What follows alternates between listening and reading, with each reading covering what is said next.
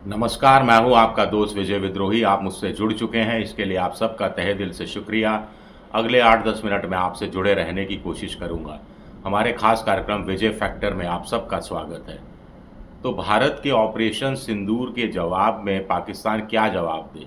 पाकिस्तान की सेना, पाकिस्तान की राजनीति, पाकिस्तान की सरकार इस पर गहन माथापच्ची कर रही है। समय उनके लिए तेज़ी से निकलता जा रहा है और भारत ने पाकिस्तान पर और ज़्यादा दबाव बढ़ा दिया है, दोहरा दबाव बढ़ा दिया है। एक तो भारत ने जो ऑपरेशन सिंदूर किया, इसका दुनिया में किसी देश ने विरोध नहीं किया है। समर्थन कम लोगों ने किया है, लेकिन विरोध तो किसी ने नहीं किया है। समर्थन से मतलब कि भारत का जो राइट टू डिफेंड है, उसका तो सभी ने स्वागत किया है, लेकिन पाकिस्तान आतंकवाद को पनपाता रहा है। पाकिस्तान का नाम लेकर कोई नहीं बोल रहा, लेकिन भारत का मकसद जो था वो हल हो जाता है। अब भारत का तरफ से किरण रिजिजू का कहना है कि operation Sindoor on going operation है, यानी ऑपरेशन सिंदूर खत्म नहीं हुआ है, ये आगे चलता रहेगा। तो साफ तौर पर पाकिस्तान को चेतावनी है कि अगर आपने दुस्साहस दिखाया तो भारत इसका फिर ऑपरेशन सिंदूर का पार्ट 2 करेगा, पार्ट 3 करेगा, पार्ट 4 की तो शायद नौबत ही नहीं आएगी। तब तक तो खेल बहुत बिगड़ जाएगा पाकिस्तान का। भारत के विदेश मंत्री ने भी इसी तरह की बात कही है ईरान के साथ, ईरान के प्रतिनिधिमंडल से बातचीत के दौरान। विदेश मंत्री ने क्या कहा है और किस स्वर में, किस भाषा में, किस लहजे में पाकिस्तान को कड़ी चेतावनी दी है, वो मैं आपको बताऊंगा। लेकिन पहले देखते हैं कि पाकिस्तान के रक्षा मंत्री किस कदर घबराए हुए हैं। पाकिस्तान के रक्षा मंत्री का बयान आया है, बहुत महत्वपूर्ण बयान है, कि पाकिस्तान भारत और पाकिस्तान के बीच के तनाव को खत्म करने के लिए सहमत है अगर भारत ऑपरेशन सिंदूर को एस्केलेट नहीं करे, यानी जो ऑपरेशन उसने सिंदूर शुरू किया था उसको यहीं खत्म कर ले और डी एस्केलेट कर ले, एस्केलेट नहीं करे, यानी मामले को और गरमाए नहीं। अगर भारत ऐसा करता है तो पाकिस्तान भारत के साथ संबंध मीठे करने के लिए, तनाव खत्म करने के लिए बिल्कुल तैयार बैठा है। ये एक महत्वपूर्ण बयान है जो ब्लूमबर्ग को पाकिस्तान के रक्षा मंत्री ने दिया है। इसका आप ये भी अर्थ निकाल सकते हैं कि पाकिस्तान को पता है कि भारत ने पाकिस्तान पर कोई विकल्प ही नहीं छोड़ा है कि वो भारत के खिलाफ कोई कार्रवाई करे, और अगर कोई मिलिट्री कार्रवाई की तो उसका अंजाम भुगतना पड़ेगा। पाकिस्तान इस बात को भी अच्छी तरह से समझ रहा है। तो आगे पाकिस्तान के रक्षा मंत्री कह रहे हैं कि भाई हम तो 15 दिन से कह रहे हैं, हम तो 15 दिन से कह रहे हैं, जब से ये 22 अप्रैल की पहलगाम की दर्दनाक घटना हुई है उसके बाद से रक्षा मंत्री का कहना है, तभी से हम कह रहे हैं कि हम युद्ध के लिए, हम परिस्थितियां ऐसी बन रही हैं और उसके लिए हम तैयार हैं, सभी विपरीत परिस्थितियों के लिए तैयार है। अगर भारत ने सैन्य ठिकानों पर हमले किए तो हम चुप नहीं बैठेंगे, हम भी जवाब देंगे। तो आप समझ गए दोनों सेंटेंस का मतलब। फिर समझाता हूं। रक्षा मंत्री कह रहे हैं कि अगर भारत ने सैन्य ठिकानों पर हमले किए तो हम जवाब देंगे। दूसरी तरफ कह रहे हैं कि अगर भारत ने सैन्य ठिकानों पर हमले नहीं किए, यानी कोई नया हमला नहीं किया, तो हम भारत से संबंध अच्छे कर लेंगे। और भारत का क्या कहना है? भारत का कहना है कि हमने तो ये पहलगाम का जो बदला लिया, वो भी हमने सैन्य ठिकानों पर हमला नहीं किया, हमने नागरिक ठिकानों पर हमला नहीं किया।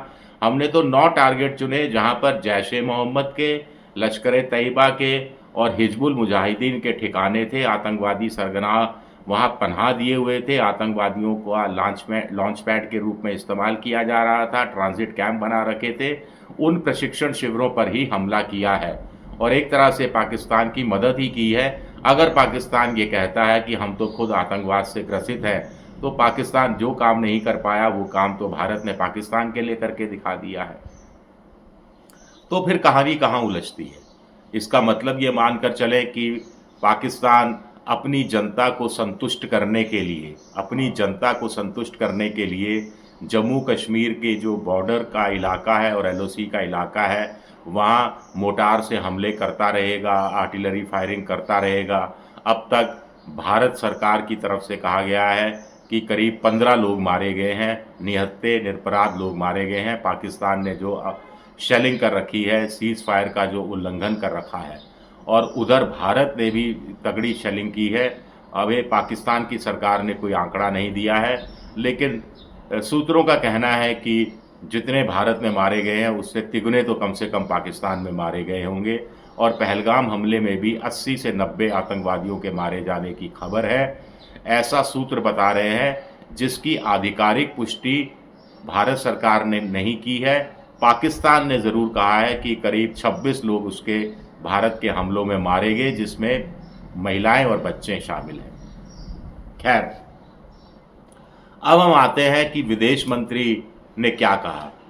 विदेश मंत्री, भारतीय विदेश मंत्री ने कहा है कि पहलगाम हादसे में जो बार्बरिक अटैक, अमानवीय कृत्य पाकिस्तान की तरफ से किया गया था, आतंकवादियों की तरफ से किया गया था, उसमें हमें राइट टू डिफेंड का हमने जो अधिकार मिला हुआ है उसका इस्तेमाल किया है। हमने कोई मिलिट्री ठिकाने पर हमला नहीं किया है, लेकिन अगर पाकिस्तान ने भारत के किसी सैन्य ठिकाने पर, मिलिट्री इंस्टॉलेशन पर हमला किया तो हम इसका जवाब देंगे, मुंह तोड़ जवाब देंगे, बढ़ चढ़ कर जवाब देंगे। कई गुना ज़्यादा बड़ा खतरनाक किस्म का ऑपरेशन सिंदूर से भी कई गुना ज़्यादा जब हमला करेंगे और तगड़ा जवाब दिया जाएगा पाकिस्तान को।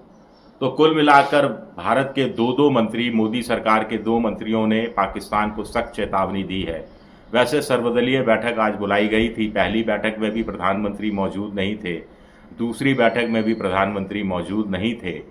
क्यों मौजूद नहीं थे, इसको लेकर थोड़ा अब सवाल उठाना ज़रूरी हो जाता है।